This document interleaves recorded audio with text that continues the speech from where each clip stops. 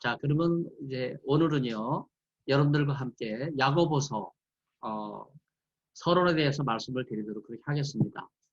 화면을 제가 준비를 했는데 야고보서 서론 여러분들과 함께 공부하도록 그렇게 하겠습니다. 야고보서는요, 여러분이 많은 생각들을 하시게 될 텐데 특별히 저자 문제, 또 독자 문제, 또 마틴 루터가 지푸라기 서신이라고 이야기했기 때문에 왜 지푸라기라고 이야기했는지 이런 문제와 시험과 인내를 요구하고 가난한 자와 부자에 대한 이야기로 연결되고 그 다음에 구약 성경과 예수님 말씀 가르침에 근거해 있고 왜 하나님께서 가난한 자를 택하시고 믿음에 부여하게 하시나 그리고 부자들을 왜 경고하시고 부자들을 왜 악하다 하시나 또 예수님의 사랑이 없는 실천은 죽은 믿음과 같다 이렇게 말씀하시고 다가올 보상에 대한 심판을 이야기하고 예수님은 주님이시다 이렇게 이야기하면 당시 유명한 황제 신상과 거부되는 이런 내용들을 우리가 생각해 볼 수 있어요. 마지막에는 마귀의 반대편에 서라 하는 내용을 여러분에게 정리하겠습니다. 산티아고 가는 길에서 다시 생각하는 야고보 이렇게 제가 제목을 정했는데 산티아고 데 콤포스텔라라고 하는 이 공식 명칭은요. 별빛 속에 있는 마을 산티아고라는 원래 의미고요. 스텔라가 헬라어로 별이거든요.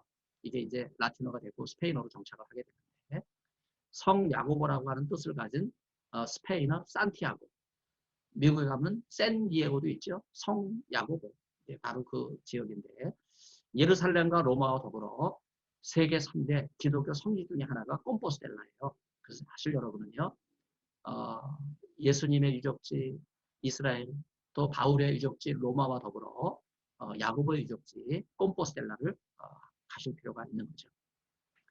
여기 사진인데 역광이기 때문에 마치 제가 이 사진을 보는 순간 이게 별빛 속에 빛나는 마을 같다 하는 생각을 하게 돼서 에베소 감독을 지냈던 야고보 여기서 말하는 야고보는요 세베대 아들 야고보가 아니죠. 세베대 아들 야고보는 예루살렘에 순교했잖아요. 그런 점에서 여기 야고보는요 나중에 사도의 반열에 오른 예수님 친동생 야고보입니다. 바울이 가고 싶었던 서바나에 복음을 전하다가 먼저 순교하셨던 분이 바로 야고보예요. 바울이 로마서에서 세계 선교의 꿈을 꾼 이유가 무엇입니까? 마게도냐와 아가요 지방의 성도가 모금한 헌금을 바울이 직접 예루살렘 교회에 전달하고 싶었습니다. 유대 그리스도의 빚진 마음으로 서바나에 있는 야고보를 찾아 예루살렘 교회의 정통성을 땅끝까지 이어가는 야고보에게 인정을 받고 싶었던 이런 갈망을 갖고 있었던 사람이 바로 바울이라고 말할 수 있죠. 지금 우리 코로나 시대에 전염병으로 교회가 폐쇄되고 주일 성수마저 금시되는 이런 상황입니다. 동성애로 창조 질서가 훼손되고 인권 논리로 복음의 진리를 부정하는 차별금지법이 제정되고 있어요. 제가 동성애를 다시 꺼내는 이유는요. 바로 야고보 마지막 부분에 바로 이 동성애 문제를 거론하고 있기 때문입니다. 사회적 성과, 성적 정체성을 법으로 제정해서 다수 국민을 역차별하고 이런 일로 한국교회가 당한 어려움은요. 비아돌로로사, 고난의 길, 예수님의 십자가의 길을 걸어가는 것과 같아요. 예루살렘에서 산티아고까지 참 800km를 걸어가는 이 머나난 여정, 바로 이게 고난의 길입니다. 한국교회는 야고보와 같이 순교의 정신으로 예수님의 십자가를 지고 고난의 길을 묵묵히 걸어가면서 코로나를 핑계로 교회를 폐쇄하고 성수주의를 제한한 정부 여당에 불벽한 무기력한 신앙을 회복하고 무너진 재단을 하루속히 수축해야 하겠습니다. 야고보서 누군지 다시 한번 저자에 대해서 질문을 던지고 풀어보도록 하겠습니다. 우선 야고보 1장 1절은요. 하나님과 주 예수 그리스도의 종 야고보 이렇게 표현하죠. 마태복음 13장과 6장, 마가복음 6장 3절을 보면요. 예수님의 친동생 야고보를 언급하고 있어요. 바로 이 야고보는요. 초기 예루살렘 교회의 지도자가 됩니다. 사도행전과 고린도전서 갈라디아의 야고보가 바로 여러 차례 언급되고 있죠.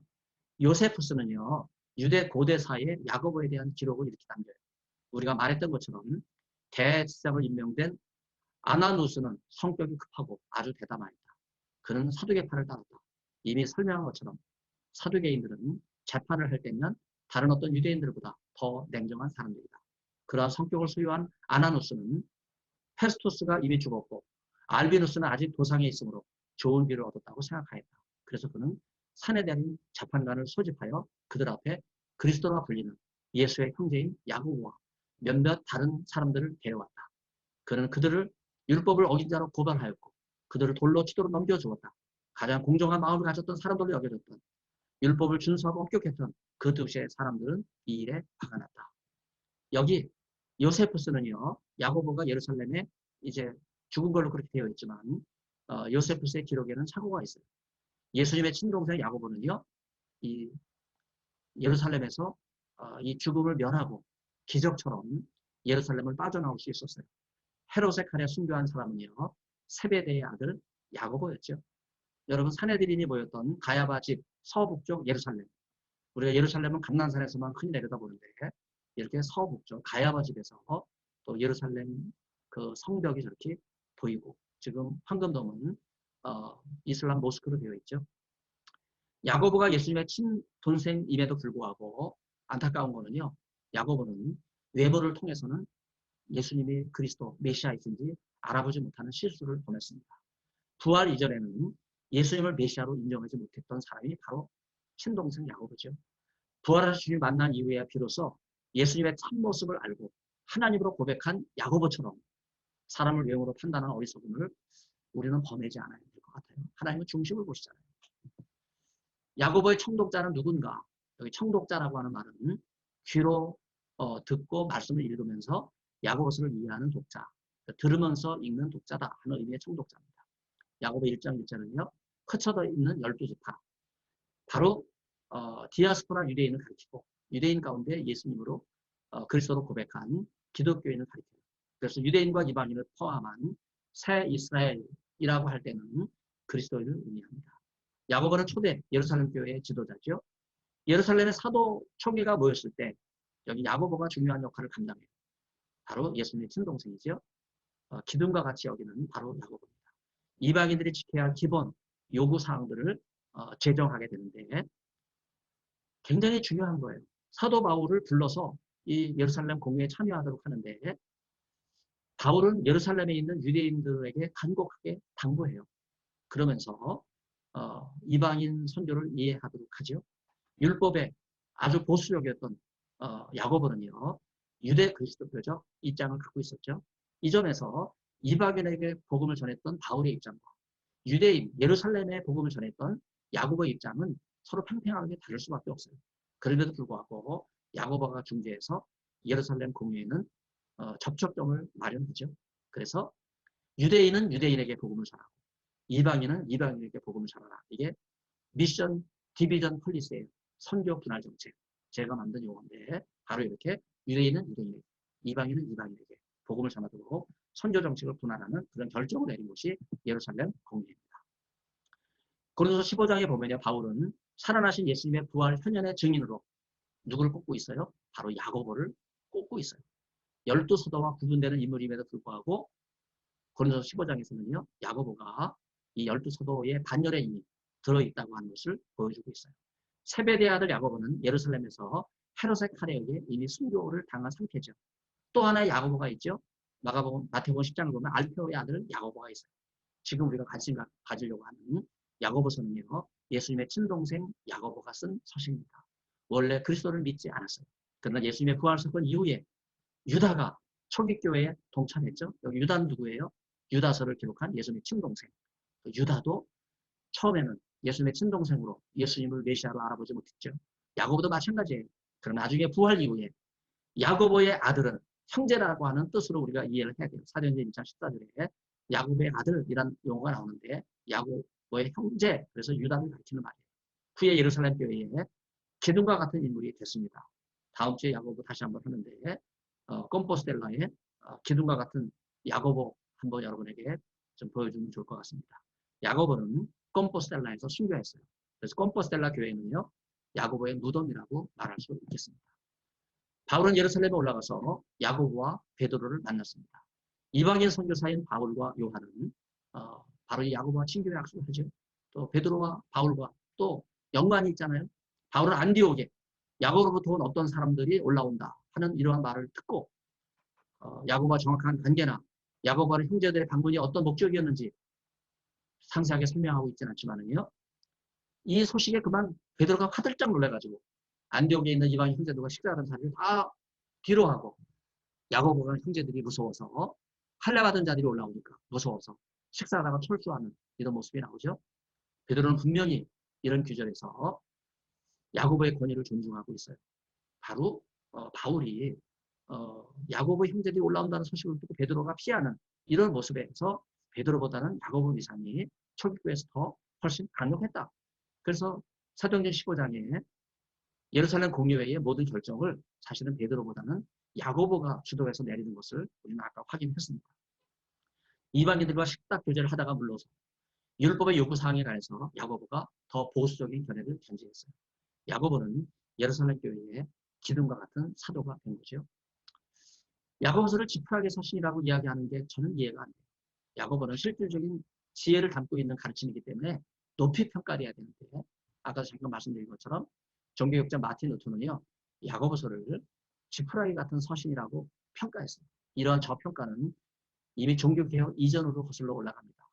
로마에서 정경을 받아들인 정경 목록 가운데 아주 유명한 무라토리 정경 목록. 2세기경으로 무라토리 정경 목록이 있었다고 추정이 되는데 사실 이 무라토리라는 사람은요. 로마 도서관의 사서예요. 16, 17세기 대봉주의가 시작되던 바로 그때 이게 발견된 이 문서인데 문서는 2세기 중반이지만 발견은 이 무라토리라고 하는 계몽주의 때 사서가 발견을 했어요. 여러분 유럽의 어느 도서관 갔을 때 고문서 도서관 가서 좀 사사를 보실 필요 있어요. 아마 라오디게아 서신이 나올지 몰라요. 골로새 교회 편지를 보내면서 바울이 라오디게아 교회에서 보낸 편지를 읽으라 하는 이야기 여러분 기억하고 계시죠? 이 무라토리 정경에는요. 2세기 정경인데 이 목록에는 야고보서가 신약 정경에 포함되어 있지 않았어요. 4세기 초반 교회사 유세비우스 야고보서를 사도적이고 정통적인 것으로 간주하지만요. 논쟁이 되는 책이다. 그렇게 언급했어요. 그 이유가 뭘까? 충분히 우리는 말할 수 있죠. 로마서에 익숙한 사람들, 믿음으로 의롭게 된다. 오직 의인은 믿음으로 의롭다. 하는 이러한 일에 너무나 잘 알고 있는 이 이신칭이 교리. 그러나 야고보서는요.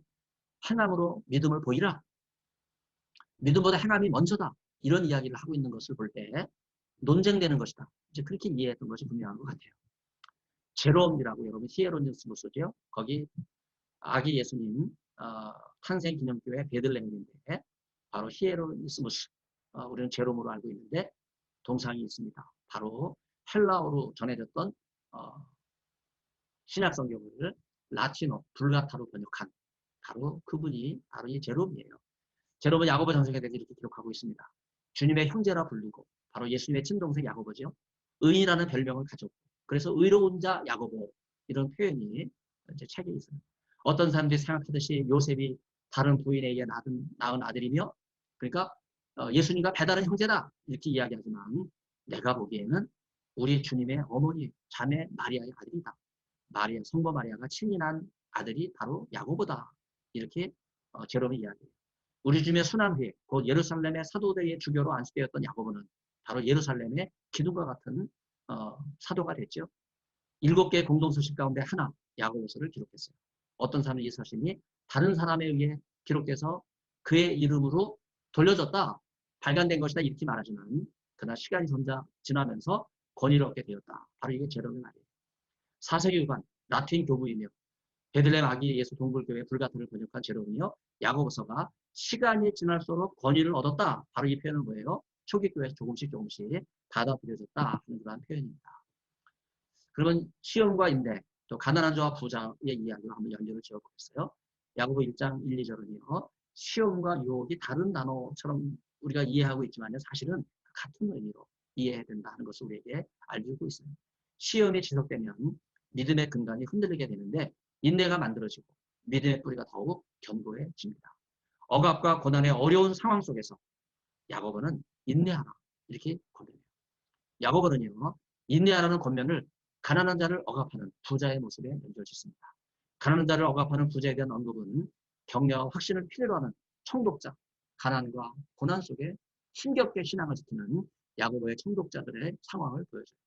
야고보는 가난한 자를 억압하는 부자에 대해서 다가올 멸망을 아주 강력하게 경고합니다. 어떻게 보면 야고보서 읽으면요. 가난한 사람은 위로를 받지만요. 부자는 등골이 오싹해지는 거예요. 특히 부자와 가난한 자는요. 구약 성경과 예수 말씀에 연결짓고 있는 것이 바로 야고보서입니다. 부자가 가난한 자를 악용하는 것에 대해서 야고보서는 구약 성경을 인용하면서 예언자적인 비난을 계속 쏟아버려요. 또 구약 성경 모세 오경을 인용하면서 가난한 자의 필요를 하나님이 직접 공급하신다. 그러니까 걱정할 필요 없다는 거예요. 어떻게든지 이 땅에 태어난 생명은 죽지 않고 다 살 길이 있다고 하는 거예요. 또 지혜 전승의 격언들도 인용하면서 사람이 부를 의지하고 물질을 손에 쥐고 놓지 않으려고 하는 것을 경고하는 이런 규절들을 구약의 지혜 문학을 통해서 인용하면서 야고보서는요. 순전한 젖을 사모하는 자는 부자의 교만함이 없다. 이렇게 이야기해요. 이건 예수님의 가르침과 연결을 지어서 부, 자만, 편안, 편해, 가난한 자 이걸 억압하는 사람들에 대한 경고의 말씀 마태복음 6장과 누가복음 12장 연결되는 그런 말씀입니다. 구약 성경과 예수님 말씀을 인용하면서 야고보서의 청독자들은요. 유대 그리스도교적인 전통 위에 서 있어요. 굉장히 율법에 대해서 보수적이고 예수님 말씀을 여러 차례 인용하고 있는 것이 야고보서예요. 특별히 베드로전서 2장 1, 2, 3절과 연결 지을 때 성도의 삶에 필요한 것은 먹고 사는데 필요한 거 물질 아니냐 이렇게 말할 수 있지만 신령한 은혜다 이렇게 일깨우는 것이 야고보서예요. 하나님 왜 가난한을 택해서 믿음에 부여하게 하시나 야고보서 2장 5절은 두 가지로 해석할 수 있어요. 첫째는 그리스도인이 가난으로 인해서 더욱 하나님을 의지하게 되면 믿음에 부여한 자가 된다 하는 거예요. 둘째, 가난한 자는 부자에게 선을 베풀 기회를 제공하여 그들의 믿음이 부여하게 된다. 다시 말해서 몇몇 부자들이 감동이 돼서 가난한 자들을 선대하게 되면 결국 이것이 부자들의 믿음도 부여하게 된다. 여러분, 가난한 부자가 되기 원합니까? 부여한 부자가 되기 원합니까? 가난한 자를 돌보면 부여한 부자가 되고 믿음에 부여하게 되는 이 지도교는 야고보서에서 배울 수 있어야 되겠습니다. 시편 40편과 69편을 보면요. 다윗은 가난함과 더불어 주의 구원을 간구하는 시를 쓰였어요. 많은 역경과 환난을 이긴 것이 다윗 아닙니까? 다윗이 간구하고 있는 것은 구원이라는 단어가 나오는데 경제적인 구원이 아니라 가난한 마음을 가지고 하나님께 나아가는 시커스 워십, 구도자의 예배의 길이라고 말할 수 있어요. 구도자, 시커스죠. 부족함 속에서도 부유함을 누리고 가난한 가운데 자족함을 누린다. 바울이 빌립보에서 고백하는 것처럼 바로 이게 구도자의 예배라고 생각합니다. 가난이라고 하는 것은 경제적인 가난뿐만 아니라 경제적인 가난까지도 권면하고 있는 것이 바로 야고보의 서신이에요. 이런 이야기를 들으면 아이고 야고보서 좀 부자가 되고 싶은데 이런 분들은 야고보서 아마 깨름직할지 모르겠어요. 그러나 여러분 물질적인 부자가 무슨 소용이 있어요. 여러분 영적으로 부유한 게 하나님께서 축복하시는 거 아니겠습니까? 심령의 가난해서 항상 하나님 앞에 간절한 마음으로 나가고 하나님의 나라와 그 의를 먼저 구하는 사람 하나님께서 이들의 믿음을 부여하게 하십니다. 매일 갈급한 마음으로 구하고 성령 충만함으로 채워져야 하는 이유가 바로 여기에 있어요. 하나님을 찾는 자들을 바로 하나님께서 사용하십니다. 야고보서에 가난한 자를 형제다 이렇게 불러요. 저희를 사역하면서 형제와 자매들 이렇게 불렀는데 부자들에 대해서는요. 형제라고 부르질 않아요. 그냥 부자는요. 사탄을 대적하는 자들 이런 연관성 속에서 악한 자들로 이해되고 있어요. 부자의 탐욕과 유혹 그리고 부자가 가난한 자를 무시하는 것에 대해서 경고하고 있는 것이 야고보서예요. 성취의 표시로서 부와 소유, 신분의 가치를 두는 문화 규범에 대해서 야고보는 강력하게 비판합니다. 세상과 버타는 것은 하나님과 적이 된다. 정말 우리가 이 말씀은 금과 억조로 삼아야 될 야고보서의 귀한 경고라고 볼 수 있어요. 그러한 행동은요. 가난한 자를 택하신 하나님의 뜻과 거리가 멀어요. 왜 부자가 되려고 하는가? 물질만 움켜쥐려고 하는가? 그러면 하나님의 원하시는 길과는 정반대의 방향이다. 이렇게 정해주고 있는 것이 야고보서예요.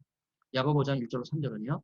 부자들의 재물에 대해서 경고하고 이 부가 결국 부자를 망하게 하는 것이다. 이렇게 심판을 선언해요. 부 자체 문제라기보다는요.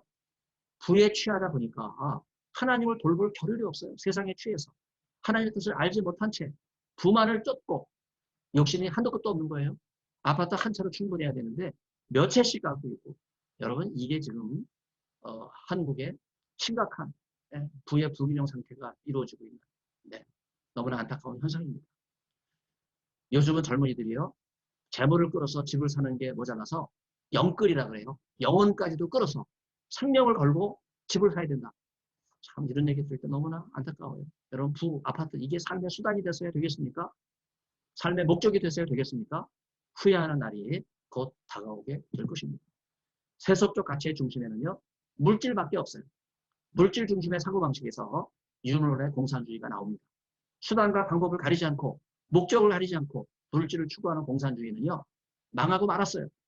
제가 미국에 1989년에 갔는데 바로 그 해 여러분 베를린 장벽이 무너지고 네, 바로 그때부터 네, 러시아 연방이 무너지고 소련 연방이 무너지고 네, 북한의 고난의 행군이 시작이 되고 여러분 그 전까지는 북한이 더 잘 살았어요. 그러나 그 이후에는요.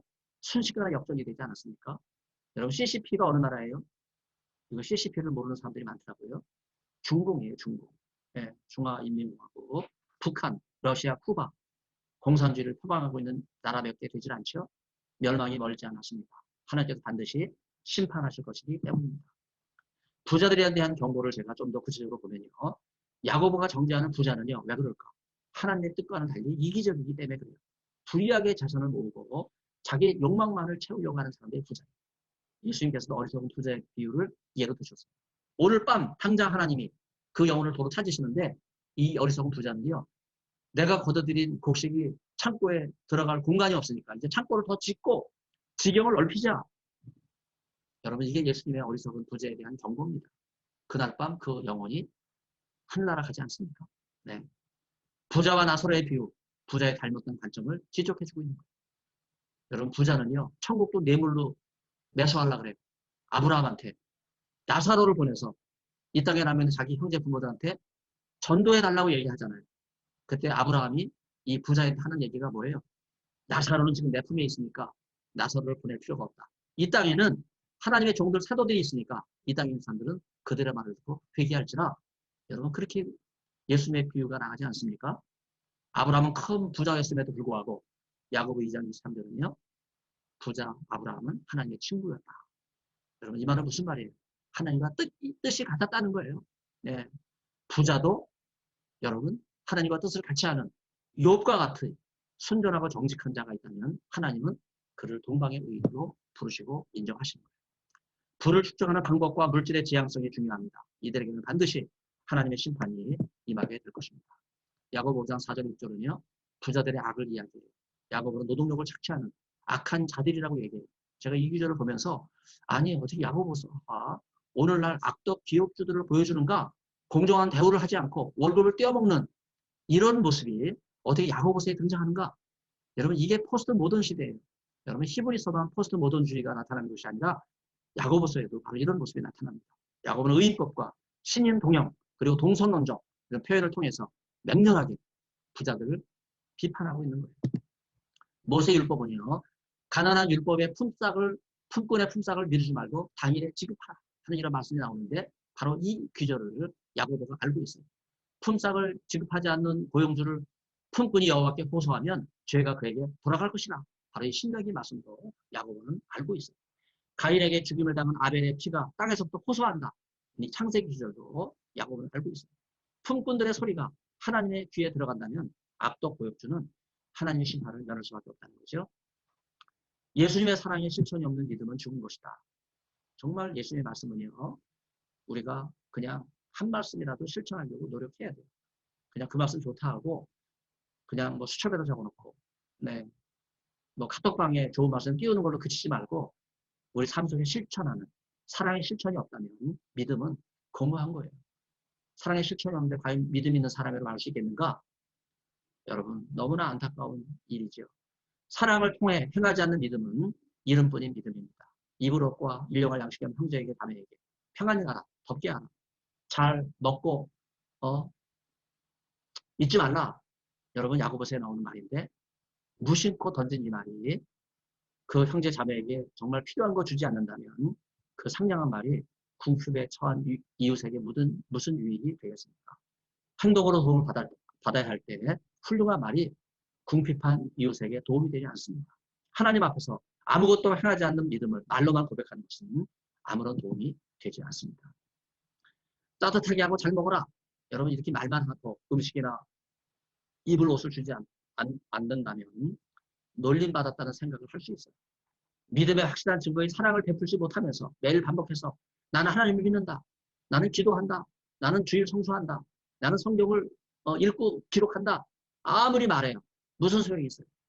하나님을 조롱하는, 하나님을 경솔하게 여기는, 만으로 여기는 사랑에 지나지 않습니다. 입으로만 사랑을 말하면서 신앙이 오지 말과 혀에만 머물러 있다면 어떤 목적도 이루지 못하는 공허한 믿음이 되고 말 것입니다.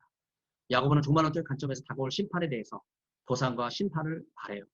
상급으로 주어지는 면류관, 사랑의 실천을 통해서 믿음을 확증하고 생명까지도 바치면서 순교함으로 신앙을 성도에게 보여주는 주어지는 보상이 바로 이 면류관이에요. 여기 월계관으로 사용된 올리브가 나오죠. 월계수가 따로 있어요. 그런데 유대인들은요, 이 월계수로 면류관을 만들지 않고 올리브로 면류관을 만들었죠. 그런데 안타까운 거는요, 예수님에게 쓰여드린 면류관은 뭐예요? 월계수도 아니고, 그렇다고 올리브 나무도 아니고 가시나무로 예수님 머리에 면류관을 씌웠어요. 신약에 언급된 면류관은 5개입니다. 생명의 면류관, 야고보서에 있죠. 의의 면류관, 기쁨의 면류관, 영광의 면류관, 영원한 면류관. 이렇게 5개의 면류관이 나오는데 야고보는 생명의 면류관을 연결짓고 있습니다. 이 생명의 면류관 속에는요, 예수님의 친동생 야고보가 가시 면류관을 쓰시고 십자가에서 물과 피를 다 흘리시고 남김없이 흘리시고 생명을 바치신 바로 그 예수님의 모습을 기억하면서, 여러분 피는 물보다 진하다는 말 많이 들어보셨죠? 바로 예수님의 친동생 야고보가 예수님의 면류관을 생각하면서 생명의 면류관을 기록하고 있습니다. 마지막 날에 다가올 심판에 대해서 부자에게 경고하는 말씀, 유혹을 견디어낼 것을 신시한 자들에게 이야기하면서 마지막까지 생명을 지키는 자들은 생명의 면류관을 받을 것이다. 이런 말씀을 하고 있어요. 가난한 자들에 대해서 하나님 나라를 상속할 자들이라 이야기하고 나라나 땅을 상속한 유대인의 종말론적인 언어를 반영하면서 영원한 하나님의 나라는 생명을 바친 자들에게 임한다 하는 사실을 강조하고 있어요. 심판은 하나님께 속한 것으로 인간에 의해 좌우되는 것이 아닙니다. 하나님의 고유한 권한이죠.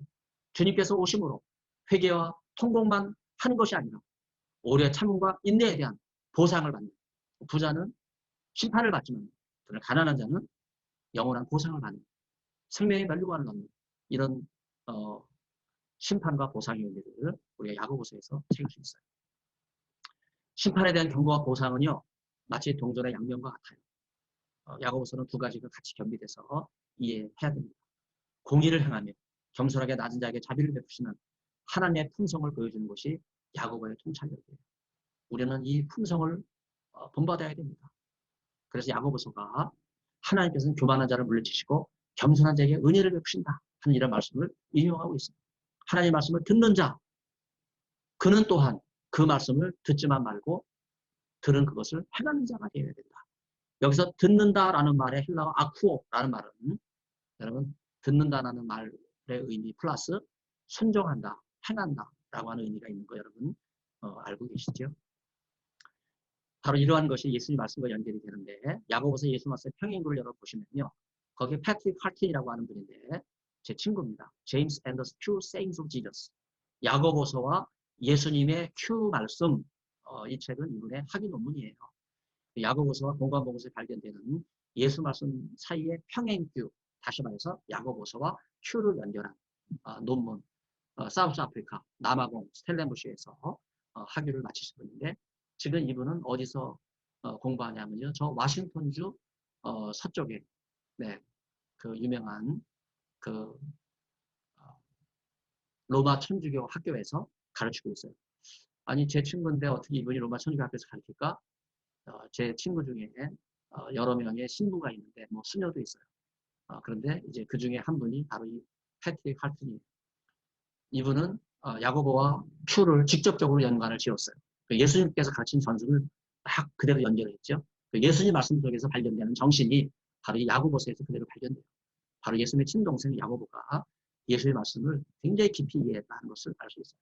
그래서 여기 야고보서와 예수의 말씀을 인용하고 있는 이 말씀 보면 믿음으로 구하라. 의심하지 말고 시험을 참는 자는 복이 있다. 끝까지 견디는 자는 구원을 받는다.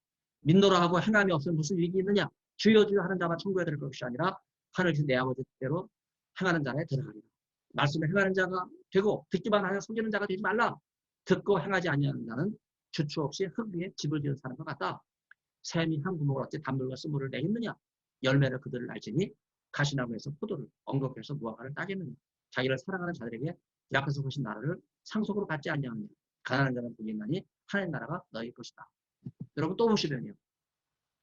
너무 많기 때문에 여러분 야고보 2장부터 5장까지 내용은 마태복음의 산상수훈과 23장 이 내용도 여러분 대신 하겠습니다. 그만큼 야고보 예수 말씀의 평행구가 너무나 많이 등장하고 있는데 여러분이 세밀하게 공부를 해볼 필요가 있습니다. 여러분 어디서 낯익은 사람 하나 거기 나와 있죠? 네, 권호민 하구가 서기춘 교수님 뭐 이렇게 존칭을 쓰셔가지고 제가 이제 교수라는 말을 빼버렸는데 인자도 빼고 패트릭 하틴 옆에 있죠. 네, 제 옆에 이게 어디서 찍은 사진이냐면요. 저 세인피터스버그에 제가 학회를 갔다가 아마 핀란드에서 찍은 사진인 것 같아요. 네, 3주일 동안 함께 있었는데 제 아내가 직방으로 사진을 찍었죠. 제가 자녀들 사진을 찍을 때는 제가 없지만 제가 사진이 나올 때는 아내가 있는 거예요. 아내가 이 사진을 찍었는데 제가 흰 와이셔츠를 입었는데 어떻게 이게 좀 누리끼리하게 나왔죠. 네, 한 20여 년 되다 보니까 이렇게 됐습니다. 하나님을 사랑하고 이웃을 사랑하라 하는 이러한 명령은요. 예수님의 가르침에 동일하게 나와요.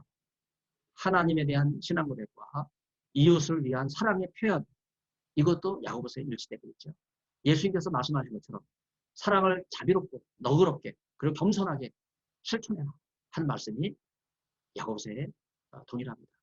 야고보서 1, 2는요. 예수님의 가르침을 신약성서 다루면서 예수님의 단순과 분명하게 연결 지으면서 여러분 바울서 13개 보세요. 야고보서처럼 이렇게 예수님 말씀을 구구절절 인용하고 있는 바울 서신 그렇게 들어오지 않아요. 그래서 바울 서신에는 예수님에 대한 전승이 있다 그러지 예수님 말씀에 직접 살아있다 그런 말 안 하잖아요. 그런데 야고보서에는요. 예수님의 전승이 아니라 예수님 말씀에 살아있다. 바울 서신과 분명히 다르다. 여러분 그거를 확인할 수 있습니다. 야고보서와 공관복음서 연관성을 보면요. 예수님의 산상수훈과 관련된 구절들이 많아요. 양자 사이에 유사하죠. 야고보는 마태복음의 산상수훈을 잘 기술했어요. 야고보서에서는 예수님의 가르침과 평행을 이루는 구절들이 마태복음 5장부터 7장까지 다수 등장해요. 여러분 여기 도표를 보면요. 왼쪽 야고보, 네, 오른쪽 마태 산상수훈. 아까 길게 봤던 예수님 말씀과 야고보서 비교가 달라요. 여기 이 기절에는 특히 야고보서가 마태복음의 산상수훈과 연결된다. 여러분 이걸 좀 기억할 필요가 있는데 첫 시간 우리가 공동 일반 소신 그 서론을 하면서 여러분 벌써 중간쯤 되니까 많이 잊어버리셨을 텐데 여러분 기억할 게 있어요. 예수 말씀복음서 Q는요. 구약 성경과 유대교, 율법의 보수적인 그러한 특징을 갖고 있었던 유대 그리스도교 신앙 정체성을 가지고 있었다 하는 말씀을 여러분에게 드렸어요. 그리고 그 유대 그리스도 정체성이 마태복음으로 들어갔다 그래요. 그래서 예수 말씀복음서 Q 공동체와 마태 공동체가 병합돼서 하나의 공동체가 되고 안디옥에 있는 베드로 동굴 기념교회 공동체 밑바닥에 있다는 말씀을 드렸거든요. 바로 그 연장선상에서 야고보서가 유대 그리스도교의 특징을 그대로 보여주고 있는데 이 점에서 마태복음과 산상수훈과 평행구절을 이루는 것 여러분 잘 기억해 주시기를 바랍니다.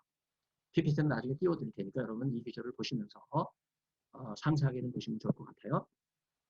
특히 산상수훈에 대한 야고보서의 언급 여러분 이 구절들을 다시 한번 보시면 굉장히 긴 내용이기 때문에 3개의 PPT로 나누어서 여러분에게 소개해드렸습니다. 그 다음에 영광의 주는 황제신상과 다르다 하는 점을 여러분에게 말씀드릴 텐데 야고보서 2장 1절에 영광의 주라고 하는 표현이 나오는데 이것은 부활하신 주, 승귀하신 주, 높이 올리신 주, 그 다음에 하나님이 높이신 주 여러 규절들과 같은 표현이라고 말할 수 있어요. 이 규절은요. 여러분 쿰나문서 아시죠? 거기서 이제 호다요트 포뮬라 그래서 지극히 높으신 하나님 앞에 감사하고 찬양을 올리는 이 호다요트 포뮬라에서 나오고 있는 전형적인 문구라고 말할 수 있어요. 영광과 높음은 사실은 같은 의미의 표현이에요. 높은 사람과 높은 직위는요. 영광스러운 이미지를 연관시키는 것과 같습니다. 영광이라는 단어에 가장 잘 어울리는 야고보서의 단어는요. 필요스, 주님이라는 단어예요. 그래서 야고보서는요. 영광을 주님과 연결 지어서 영광의 주님이라는 표현으로 언급하고 있습니다. 황제나 이방 신전의 우상들, 바로 예수님 당시 이걸 주님으로 숭배했던 시대가 바로 예수님 당대요 야고보서가 기록됐던 시대입니다. 야고보서는요, 도미티아누스와 같은 이 황제가 신이 아니라 주가 아니라 십자가에 달려서 남김없이 물과 피를 흘린 생명의 주, 생명의 면류관을 우리에게 보여주신 영광의 주님이야말로 참된 주님이시다 하는 사실을 강조합니다. 당시 도미티아누스가 신으로 숭배됐던 시대에 이러한 야고보서의 진리는요, 놀라운 거예요. 그야말로 역설적인 진리입니다. 영광의 주는 황제 신상과 달라요. 여러분 거기 왼쪽에 에베소 도미티아누스 신전을 여러분에게 보여드리고 있어요. 신전 앞부분, 지금 사진으로 본 정면이죠. 이 정면 앞부분이 바로 신전 관리를 하고 있는 제사장들과 그리고 신전 제사에 동원됐던 공창들의 숙소가 있었던 사랑의 집이에요. 황제 숭배 신전을 활용하기 위해서 이방 신전 제사에 가득했던 막대한 공창 제도를 활용을 했어요. 에베소의 도미티아누스 신전 앞에 거대한 공창들의 숙소가 있었다고 하는 거예요. 사랑의 집이라고 불리는 이 사창가는 그 옆에 세계 3대 도서관 중에 하나라고 자랑하는 셀수스 도서관이 있어요. 바로 셀수스 도서관 이 지하 통로가 바로 공창들의 매춘 장소인 이 사창가로 연결돼요. 제사를 간다 하면서 도미티아누스 황제의 신전을 가고 공부한다 그러면서 셀수스 도서관을 가면 집에서 의심하지 않잖아요. 그래서 사실은요, 그 앞에 있는 비밀 통로를 통해서 사창가를 출입하는 많은 남녀, 그래서 남자는 남청들과 여자는 여청들과 동서의 쾌락을 즐겼던 이런 현장이 바로 에베소예요. 바로 에베소의 이 도미티아누스 황제 신상 그리고 셀수스 도서관이 있잖아요. 여러분 요한계시록 2장과 3장에 소아시아 7교회에 사도 요한이 밤모습의 환상을 보면서 편지를 써보내잖아요. 첫 번째 교회 에베소 교회. 에베소 교회에 향한 권면이 뭡니까? 첫사랑을 잃어버리지 말라. 여러분 그 첫사랑이 뭐예요? 동성애에 빠졌던 신앙에서 그 쾌락을 버리고 다시 복음을 통해서 동성애를 이기고 기독교 신앙으로 돌아왔는데 그 첫사랑을 버리고 동성애 쾌락이 너무 몸에 와닿고 지극하니까 다시 이방 신전으로 돌아가는 에베소 성도를 향해서 밤모섬의 사도 요한이 환상 가운데 여러분 요한계시록을 기록한 거 여러분 깊이 기억할 필요가 있습니다. 공창들이 신전 제사를 지내러 오는 남녀 1100을 위해서 여러분 동성애 심포지움, 여러분 심포지움 향연이라고 그러잖아요. 바로 그 트라이누스 황제 신상도 그 옆에 있어요. 그 옆에 대중 목욕탕이 있는데 여러분 남자 장소, 여자 장소, 남녀는 구분되어 있지만은요, 남녀가 따로 모여있는 그 심포지움에서 향연을 벌이면서 그 옆에 있는 공창들이 동원되고 밀실방으로 옮겨가서 동성 쾌락을 나누는 이런 일이 바로 플라톤의 향연편에 등장합니다. 성인 남성의 미소년을 후원하면서 동성애를 즐기는 문화, 바로 이것이 그리스 문화에 지대한 영향을 미쳤어요. 플라톤의 에로스편을 보면요, 고대에 널리 퍼진 동성애 문화를 광범위하게 고발해주고 있습니다. 에로스는 어느 신이에요? 바로 이 에베소 지역에 있었던 신입니다. 바로 이 에베소의 왼쪽 도서관, 제가 셀수도서 나왔죠? 바로 셀수도서관 지하 통로, 그 사람들이 웅성웅성거리는 그 밑에 지하 통로가 있는데 그 밑으로 사창가로 연결되어 있는 이 끔찍한 현장이 고대 동성애 문화입니다. 왜 야고보서가 갑자기 끝납니까? 동성애 교훈을 극대화하기 위해서 끝나는 거예요. 여러분 야고보 5장 20절로 갑자기 끝나잖아요. 제가 한번 낭독할게요. 죄인을 미혹한 길에서 돌이키는 자가 그의 영혼을 사망에서 구원하고 허다한 죄를 덮는다. 왜 이 말로 야고보서가 끝나요? 여러분 사랑을 강조하는 책 아닙니까? 행함을 강조하는 책 아니에요? 근데 왜 갑자기 죄인을 미혹한 길에서 돌이키는 자가 그 영혼을 사망에서 구원하고 허다한 죄를 덮는다. 왜 이 말을 함으로써 야고보가 끝나요? 제가 수많은 주석서를 뒤적여 봤는데 단 한 권의 책도 이 기조를 제대로 주석하고 있는 주석서를 만나지 못했어요. 저는 모든 야고보 주석원이 실패했다고 보는 거예요. 그래서 마틴 루터도 야고보서를 지푸라기 서신으로 그렇게 저평가했어요. 저는 야고보서를 다시 평가해야 된다고 생각합니다. 야고보 주석을 여러분이 다시 보셔야 돼요. 다른 주석에서 보지 못하는 영적인 진리를 발견해야 되는데 여기서 말하는 죄는요. 그냥 뭐 도둑질, 간음, 뭐 강도, 여러분 그런 죄가 아니에요. 여기서 말하는 죄는요. 지중해 지역에 널리 퍼져 있었던 이방 종교에 팽배하던 바로 동성애의 죄입니다. 이런 갑작스러운 서신의 결말은요.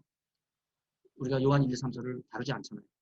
요한일서 5장 21절도 거의 마지막 끝부분에서 아니 사랑의 하나님은 사랑이시다. 이렇게 이야기하는 요한 1, 2, 3서. 왜 요한 1, 3서, 요한일서 5장이 거의 마지막 부분에서 이렇게 끝나가 21절. 곧 너희 자신을 지켜 우상에게서 멀리하라. 왜 요한일서가 이 우상에게서 멀리하라? 이게 요한일서 마지막 부분에 나올까? 여기서 말하는 우상은요.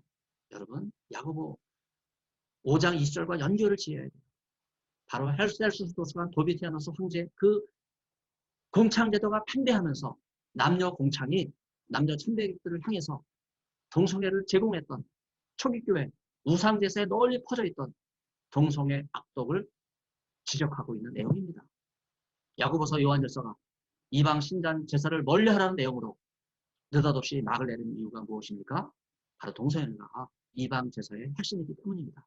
지중해 세계에 하나님께서 정하신 가정의 유의를 저버리고 가정을 해체하는 동성애 쾌락이 판을 쳤기 때문에 동성애는 가정을 무너뜨리는 가장 악한 어두움의 세력이에요. 바울이 이것을 놓고 27년 동안 고민하면서 지중해 지역의 이방 신전에 가득했던 이 동성애의 어둠의 세력을 물리치고 복음을 통해서 그 심령을 주님 앞에 새롭게 초청하고 무너진 가정을 회복하고 창조 원리대로 남녀의 결합을 통한 자손반대 축복하시는 하나님의 사랑의 가정을 보여주신 바로 이것을 우리는 깊이 이해해야 될 것입니다. 이제 마지막 부분에 왔어요. 우리는 마귀의 반대편에 서야 되겠습니다. 야고보 4장 7절과 베드로서 5장 9절 저는 이걸 맞붙여 놓고 싶어요. 그에게 맞서라. 그를 대적하라. 여기서 그는 베드로서 5장 8절 언급된 대적 마귀라고 볼 수 있어요. 베드로와 야고보서가 공통 자료를 가지고 있었거나 혹은 서로 영향을 주었을 것으로 보는 거예요. 마귀 대적을 맞서라. 마귀는 대적이다. 바로 이러한 귀절이 이 두 귀절에 언급되는 것을 우리는 유심히 볼 필요가 있어요. 여기 맞서라고 대적하나 하는 헬라어 안티스테테. 여러분 히스테미에서 나오는 거죠. 헬라어 한 30과에 나오는 단어죠. 이 안티스테테라고 하는 단어는요. 뭐 대적하라, 맞서라 뭐 이런 표현으로 쉽게 이해를 못하는데 그냥 대적하라는 말로만 되어 있기 때문에 대적 기도를 하는 사람들이 많아요.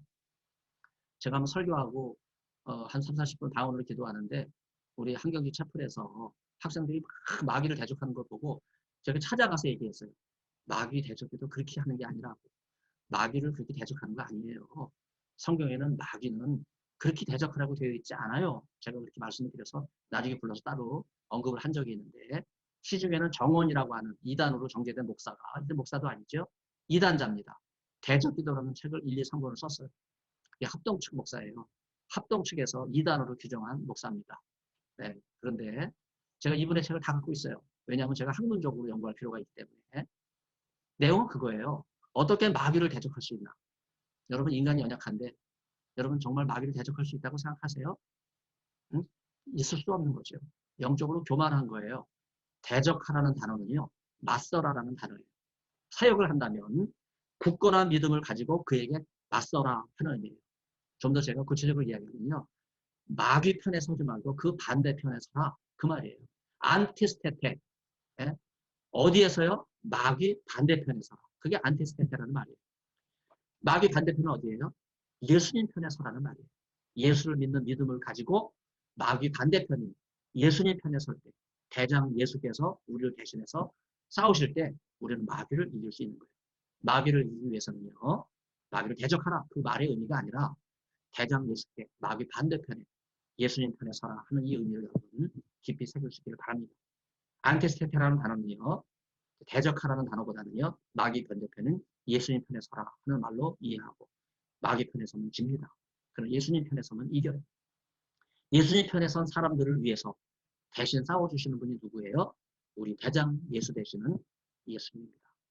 귀한 강연인데 여러분 참여해주셔서 감사드리고 수고 많이 하셨습니다. 야고보서가 여러분에게 새롭게 보여주시기를 간절히 바랍니다. 감사드립니다.